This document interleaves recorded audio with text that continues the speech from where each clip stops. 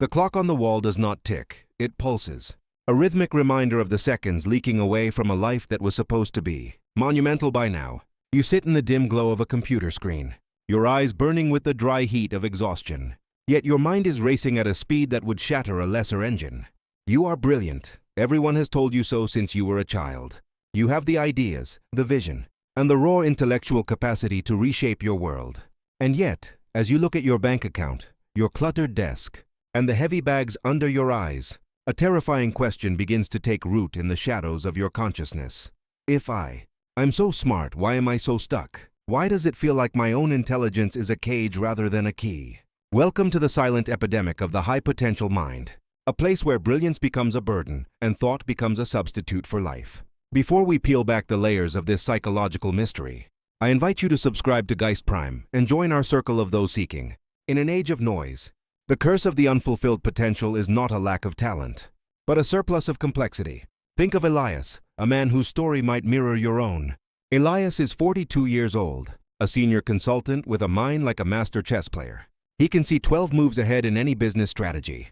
He understands the nuances of the market, the psychological triggers of consumers, and the intricate dance of global economics. On paper, Elias should be a titan of industry, a man of immense wealth and profound peace. In reality, Elias is drowning. He spends his nights researching the perfect productivity system, buying leather-bound journals he never fills, and mapping out business plans that are so detailed they require a decade of preparation before the first step can even be taken. He is paralyzed by his own ability to see every possible failure, every potential variable, and every alternative route. His intelligence has become a sophisticated defense mechanism against vulnerability of action. This is the first layer of the trap, the illusion of progress through simulation. When you are highly intelligent, your brain is exceptionally good at simulating reality. You can imagine the success, the failure, and the process so vividly that your dopamine receptors fire, as if you had accomplished the task. You feel the rush of the win without ever leaving your... But because you have also simulated the exhaustion and the potential pitfalls, your survival instinct kicks in to protect you from the perceived pain of the journey. You become a spectator of your own potential, watching a movie of what your life could be while the credits of reality begin to roll. This is why you feel tired even when you haven't done anything. Your mind is running a marathon in a room with no exits, burning through your cognitive fuel while your physical life remains stagnant.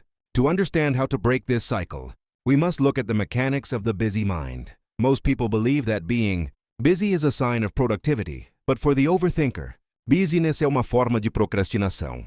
It is what we call productive procrastination. You answer emails, you organize your files, you read another book on financial freedom, and you listen to another podcast about high performance.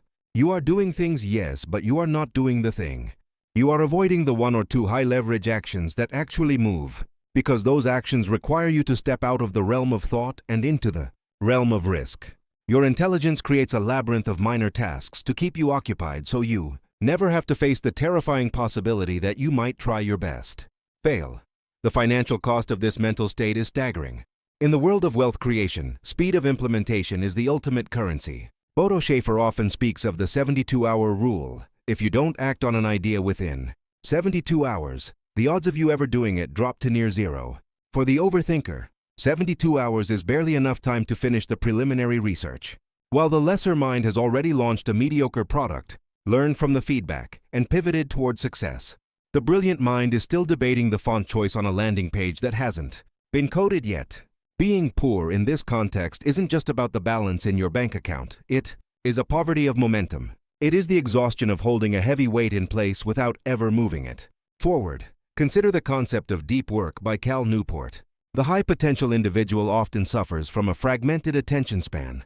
Their mind is too fast for the slow reality of deep, focused effort. You find yourself switching tabs every 3 minutes, checking your phone, and chasing the new shiny object because your brain craves the stimulation of a new idea more than the satisfaction of a finished project. You have a graveyard of half-finished masterpieces. This fragmentation leads to a state of permanent cognitive load. Your RAM, so to speak, is always at 99% capacity, filled with background processes, unresolved worries, and unexecuted plans. This is why you feel mentally exhausted even after a full night's sleep. Your mind never went to bed. It stayed up arguing with itself. The cure begins with a brutal realization. Your intelligence is not your identity. It is a tool, and like any tool, if it is not calibrated, it becomes dangerous. We must move from the growth mindset as a theoretical concept to what Carol Dweck actually intended, the embrace of the messy, imperfect, and often embarrassing process of learning through doing. To escape the curse of potential, you must become willing to be stupid for a while. You must be willing to take actions that are unrefined, to speak before you have the perfect words, and to invest before you have a 100% guarantee of return. The most successful people in the world are not necessarily the smartest. They are the ones with the highest tolerance for the gap between their vision and their current reality. Let us look deeper into the psychology of decision-making. Daniel Kahneman's work on Sistema 1 y Sistema 2 thinking reveals that our analytical mind, Sistema 2, is incredibly energy-intensive. When you overthink every minor decision, what to eat, what email subject, which stock to buy, you are draining your battery on low-value choices. By the time you need to make a move that actually matters, you are in a state of decision fatigue. You end up making no choice at all, which is, in itself, a choice to remain where you are. To reclaim your power, you must automate the mundane. You must create if-then algorithms for your life that bypass the need for discipline, in its truest form, is the art of making a decision once so you don't have to make it every morning. The transition from an exhausted, overthinking mind to a focused, high-performance engine requires a fundamental shift in how you view. Likely believe that you need clarity before you can act. You wait for the aha moment, the sign from the universe, or the perfect market conditions. But clareza is not a prerequisite for action. Clareza is a byproduct of action. You cannot think your way into a new way of living. You must act your way into a way of thinking. When you move, the world provides feedback. That feedback is the only real data that matters. Everything else is just a guess inside your head. Imagine a ship trapped in a thick fog. The captain can stay at the dock, studying maps and weather patterns, waiting for the fog to lift. But the fog might not lift for months. Or the captain can start the engine and move slowly forward. As the ship moves, the fog directly in front of it clears, revealing the next 100 yards. Then the next, then the next. This is how you build a life of freedom and wealth. You move into the fog of your own uncertainty. You accept that you will feel poor in spirit and exhausted in effort for a season, but this exhaustion is different. It is the clean, honest tiredness of a builder, not the toxic, draining fatigue of a worrier. To the professional who feels stagnant, your stagnation is a choice to prioritize the safety of your ego over the expansion of your life. Your ego loves being the smart one with potential. If you actually try and fail, you lose that title. You become the one who tried and didn't make it.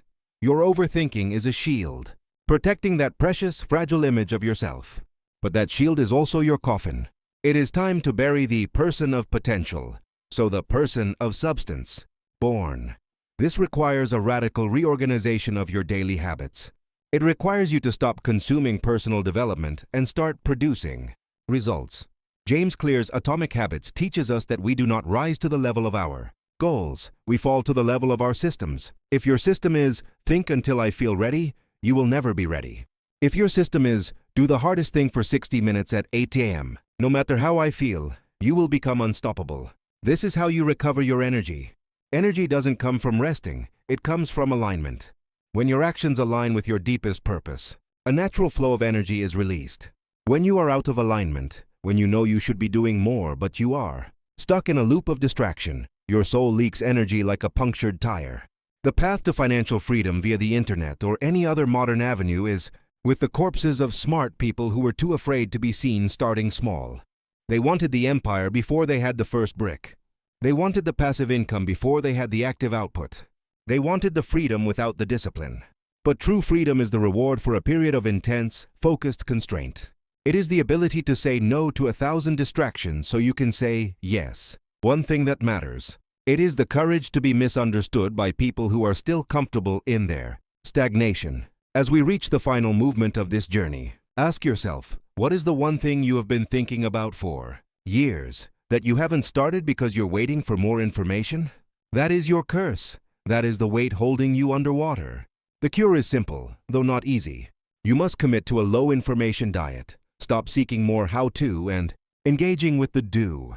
Your intelligence is a Ferrari engine, but you've had it in neutral for so long that the gears are starting to rust. It's time to put it in drive. It's time to feel the friction of the road.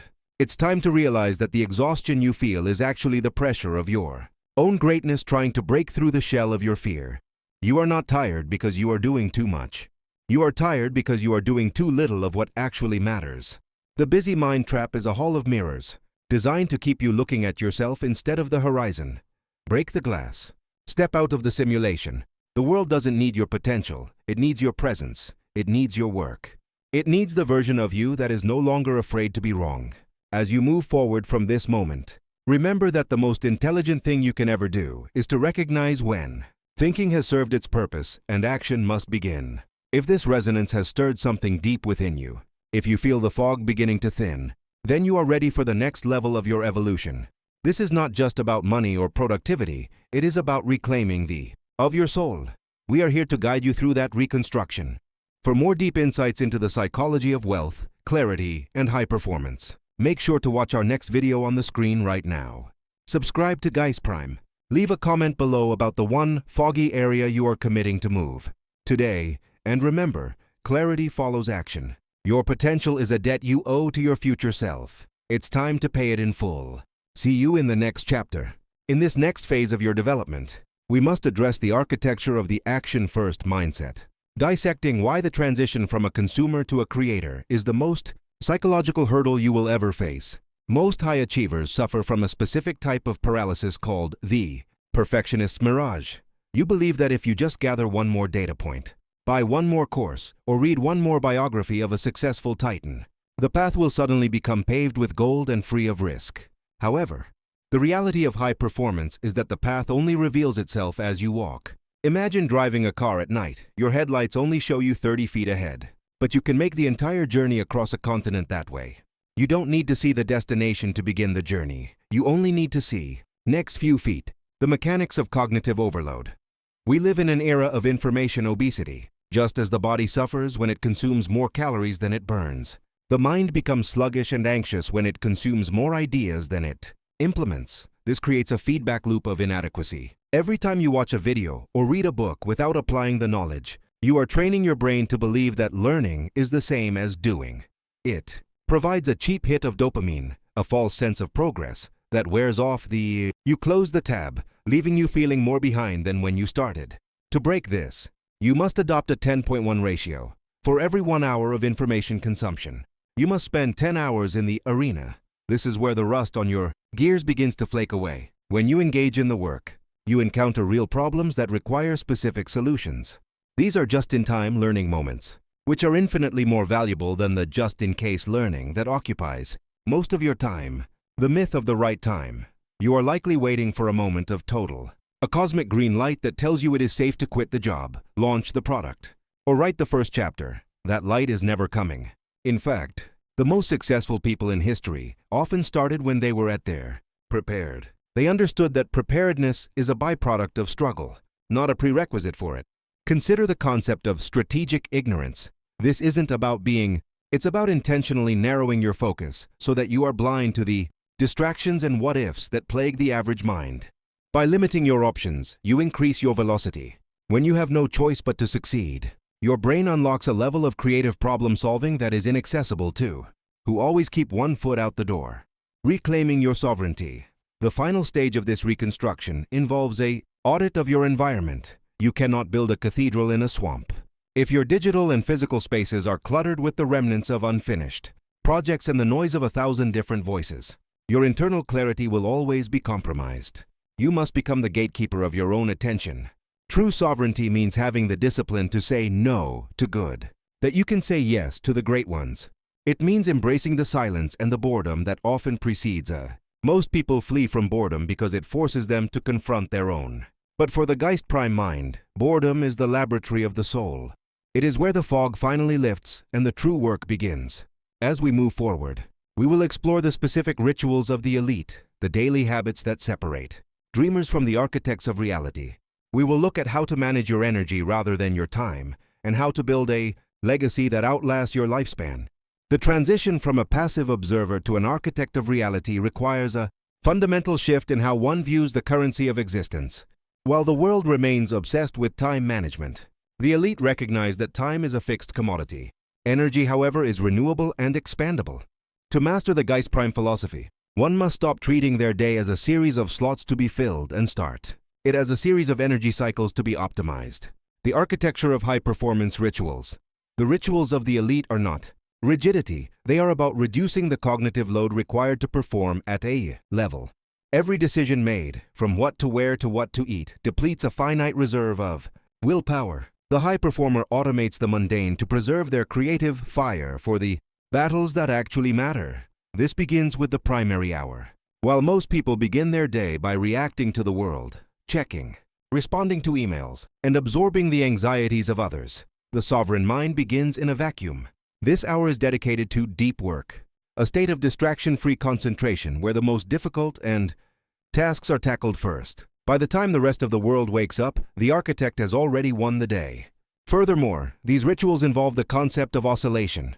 Human beings are not designed to operate like machines, maintained at a constant high speed. We are biological organisms that thrive on cycles of intense output followed by deep recovery. The elite do not work for 8 hours straight. They work in concentrated bursts, 90 minutes, followed by periods of total disconnection. This prevents the diminishing returns of exhaustion and ensures that every minute spent working is done so at 100% capacity. The alchemy of energy management. Managing energy requires an audit of 3 specific domains: the physical, the emotional, and the intellectual. 1. The physical foundation. This is the baseline. If the biological machine is failing, the mind cannot transcend. This involves not just nutrition and movement, but the radical prioritization of sleep as a performance-enhancing tool rather than a luxury. 2. Emotional resilience. High performers cultivate a stoic buffer. They recognize that while they cannot control external events, they have absolute authority over their internal response.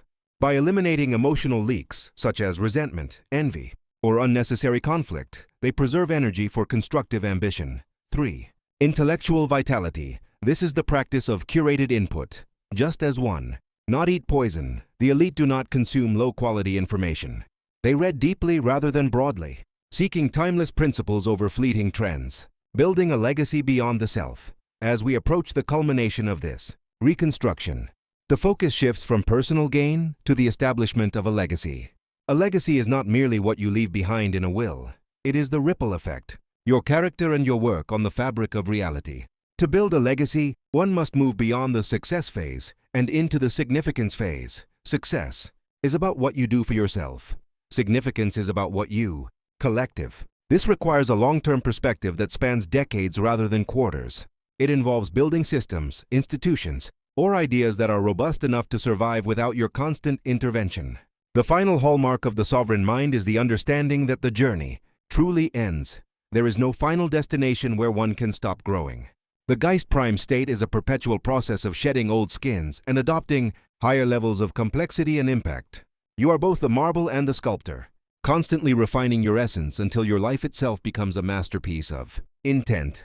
In the final integration of the GeistPrime philosophy, we must address the psychological transition from the builder to the leader.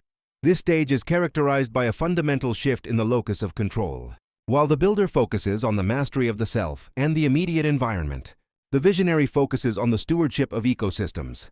This transition requires the shedding of the ego-driven need for personal credit, replacing it with a strategic investment in the potential of others.